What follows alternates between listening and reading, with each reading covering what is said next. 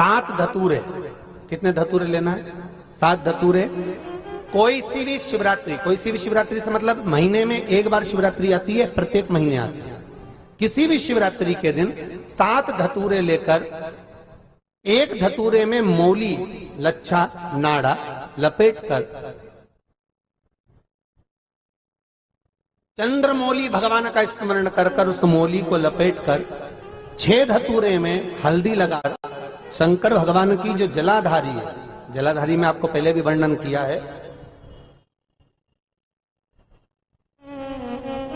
शंकर भगवान का ये शिवलिंग है, ये जलाधारी है, ये भगवान का जल निकलने का स्त्रोत, चरणारविंद का भाव। शिवलिंग जहां रखा हुआ है ये पार्वती जी का हस्त कमल, जो ये गोल भाग है ये पार्वती का हस्त कमल, जहां शिवलिंग रखा है। जहां से जल नीचे गिरता है उसके सीधे भाग में श्री गणेश जी महाराज का स्थान है, उसके उल्टे भाग में श्री कार्तिकेय जी का स्थान है। जलाधारी के सामने एक मोटी सी लाइन होती है, कहीं सांप बना होता है, कहीं स्थान बना होता है। जो मोटी सी लाइन है ये शंकर भगवान की सबसे छोटी लड़की अशोक सुंदरी का स्थान है। जलाधारी के ऊपर जो 3 टेकी लगी है ये भृगु ऋषि का भृंगी गण का स्थान है। इसके ऊपर जो कलश है, कलश में जो पानी भरा जाता है वो पानी जो बूंद बूंद नीचे गिरता है ये शंकर भगवान की 5 लड़कियों का स्थान है। जया, विषहरा, सामरीबारी, धोतली और देव, ये 5 लड़कियों का स्थान है। शंकर भगवान का संपूर्ण परिवार शिवलिंग के सामने से जहां से जल चालू होता है गिरने के लिए नीचे की ओर जब जल जाता है उस स्थान पर भगवान शंकर के सारे गणों का स्थान है। फिर जब जल बहकर सामने की ओर जाता है, जितनी दूर तक जल जाता है उतनी दूर तक भगवान शंकर के उस जल भाग को ग्रहण करने के लिए 33 कोटि देवताओं का स्थान है। इसलिए उस जल को हम लांघते नहीं है क्योंकि वहां 33 कोटि देवता विराजमान रहते हैं महाराज। तो जो बीमारी डॉक्टर ने बता दी और बहुत बड़ा रोग हो गया और शरीर में कष्ट है, ठीक नहीं हो रहा, चाहे लीवर से जुड़ा हो, चाहे किडनी से जुड़ा हो, चाहे कैंसर से जुड़ा हो, और मान लो शरीर में कहीं गांठ भी हो गई है और वो मिटी नहीं रही हो, तो महाराज निवेदन है 7 धतूरे, एक धतूरे पर मौली लपेटकर वो शंकर जी के शिवलिंग के ऊपर चढ़ाना।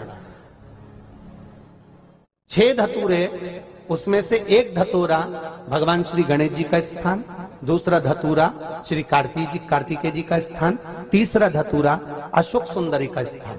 महाराज शंकर भगवान की जगदम्बा जी के हस्त कमल के ऊपर एक धतूरा, 5, एक धतूरा जहां से जल नीचे की ओर बहकर जा रहा हो, पानी जिस जगह से नीचे गिर रहा हो बिल्कुल वहीं पर एक धतूरा चढ़ा देना है। उस धतूरे को चढ़ाने के बाद वो धतूरा वापस लेकर आना है, अवधूतेश्वर महादेव का नाम लेकर या चंपेश्वर महादेव का नाम लेकर उस धतूरे को जो बीमार व्यक्ति है उसका स्पर्श कराकर बेलपत्री के पेड़ के नीचे पटकवा देना है। महाराज धीरे धीरे रोग में आराम मिलना प्रारंभ हो जाता है, औषधियां धीरे धीरे समाप्त हो जाती हैं और व्यक्ति स्वस्थ हो जाता है। ये केवल शिवरात्रि के दिन ही होता, 12 महीने शिवरात्रि आती है, आप किसी भी शिवरात्रि को कर सकते हो, किसी भी शिवरात्रि भगवान शंकर का स्मरण। महाराज जी कोई पूछे कि ये किस पुराण से लिया गया है तो आप बता देना, लिंग पुराण के 3 स्कंद भाव में से वर्णन लिया गया है। ठीक है, कौन से पुराण में से है? लिंग पुराण के अंतर्गत। आप उसका स्मरण कर सकते हो, आप उसका अनुमोदन कर सकते हो। शिव स्मरण देखो, किसी पुराण में भागवत पुराण उठा लो, आदिकादिक पुराण उठाओ, किसी पुराण में ज्यादा उपाय नहीं मिलेंगे आपको, मिलेंगे तो शिव महापुराण में मिलेंगे। उसका कारण क्या है? तो शंकर भगवान की इस पुराण में वेदव्यास जी ने क्यों लिखा? तो वेदव्यास जी से भी प्रश्न किया गया कि आपने सारी पुराण भक्ति के पद पर लिखी और शिव महापुराण जो लिखी वो रोग से मुक्ति के लिए लिखी, शंकर भगवान की इस पुराण में ऐसा क्या वर्णन लिखा? वेदव्यास जी ने वर्णन किया है महाराज, सती खंड के अंतर्गत वेदव्यास जी लिखते हैं कि शंकर भगवान मृत्यु लोक के देव हैं, और मृत्यु लोक के देव हैं तो अपन जितने भी मृत्यु लोक में, चाहे वो जलचर हो, थलचर हो, वायुचर हो, चाहे वो मनुष्य हो, जो पृथ्वी पर जन्म लेता है उसका अगर कोई पूर्वज है तो वो शंकर भगवान ही है। शंकर भगवान हमारे दादा, परदादा, परदादा के भी परदादा हैं। और ईमानदारी से बोलना, घर में अगर बहू तकलीफ में होती है तो घर की जो बुजुर्ग होते हैं ना उनको दुख होता है। घर में अगर बेटा दुखी होता है तो घर का जो बुजुर्ग होता है, दादा पिता होता है, उसको दुख होता है। उसी तरह घर का बुजुर्ग देव अधिदेव महादेव हैं।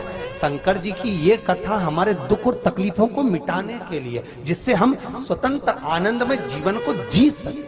अब वो मनुष्य भटके तो ये उसकी मर्जी।